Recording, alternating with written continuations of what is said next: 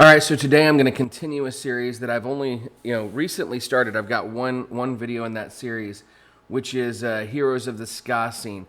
Last time I spent some time talking about a great guy named Mike Park, who runs Asian Man Records, has been a part of a lot of very important ska bands like Skank and Pickle, the Chinkies, etc. Today, the Bruce Lee band, can't leave that one out. Today, I'm going to spend some time talking about another Mike. And this Mike is a guy named Mike Sosinski. Now, if you don't know who Mike Sosinski is, you might be new to the ska scene. Or you may know the face and just not necessarily know the name, but Mike Sosinski is the guy who runs Bad Time Records. And if you don't know who Bad Time Records is, then you really have got to check it out, okay? So, Bad Time Records is probably the most well-known ska punk label that exists right now. There are definitely some great ska labels out there. So Asian Man Records still putting out great stuff, Stomp Records, those kinds of things. But Bad Time Records is, I think, one of the most vital ska labels in the United States right now. It is the label of bands such as Kill Lincoln and We Are the Union and Omnigon and Catbite, and so many bands. Joystick's new album. So many bands that we know and love have come out through Bad Time Records. And I'll say that along with that, for me, kind of coming back into ska, having, been a fan in the 90s and kind of let my music taste wander for a while, and coming back and realizing that the ska scene was still going and still vital, Bad Time Records was a very key part of that for me. Specifically, I'll say that one of the first bands that I was turned on to that I really dug was Kill Lincoln, which is a band that Mike Sosinski is also in. And so Kill Lincoln, their music videos, watching them skank in the snow through their whole town, the energy, the vibe, the fun, I was missing that. And that's something that's so key and core to ska, right? So Kill Lincoln was a band that drew me back. And then as I started to investigate the ska scene more, I found that I really love bands like Catbite, which are soulful and have this sort of vibe that feels like the older music that I love. And I don't mean like the older ska, but I'm talking the soul, the R&B, that kind of stuff.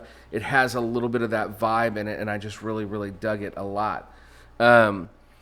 Beyond that, aside from Mike Sosinski being sort of the in an important band that's impacted me, being the founder of a label that is really helped ska to grow, I think, in a lot of ways, and there's phenomenal bands that are not on his label for sure, and even other labels. There's new labels coming, like ska is growing, but Mike also is a guy who helped to put out the most recent Ska Against Racism album.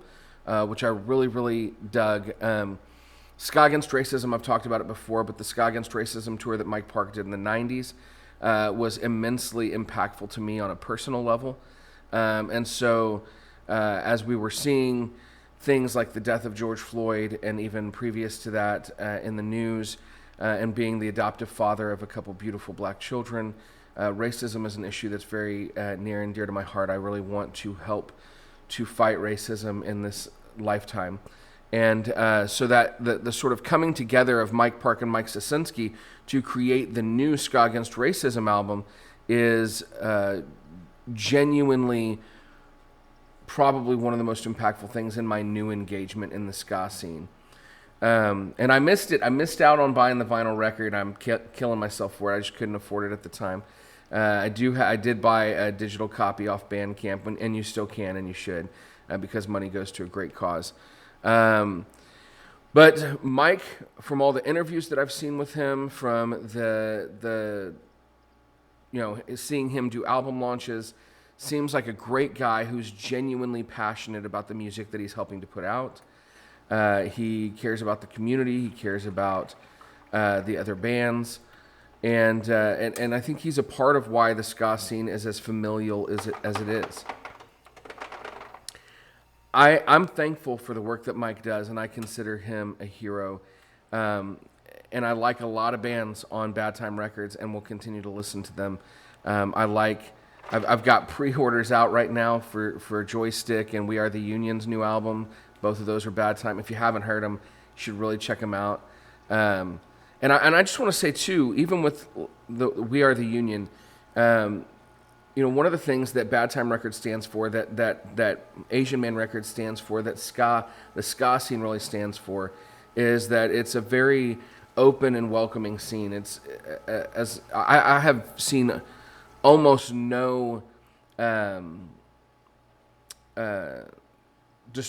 discrimination or prejudice, and not to say it doesn't exist, but it's just open to a lot of things. And so recently, the lead singer of We Are the Union came out as trans, and Mike and Bad Time Records, the way that they celebrated with her as she became her true self, I think is deeply meaningful and impactful, and a good model for young people to see when there is still so much discrimination in the world around us.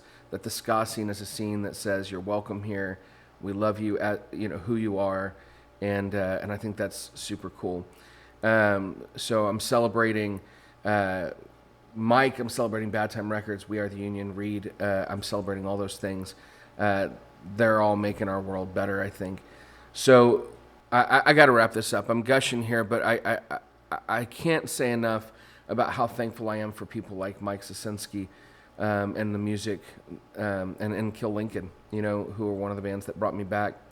And so if you haven't listened to anything by Kill Lincoln, if you haven't picked up a Bad Time Record album, if you don't have a Bad Time Record merch, if you haven't bought yourself at least a digital copy of the Ska Against Racism album, go do it. Pick it up.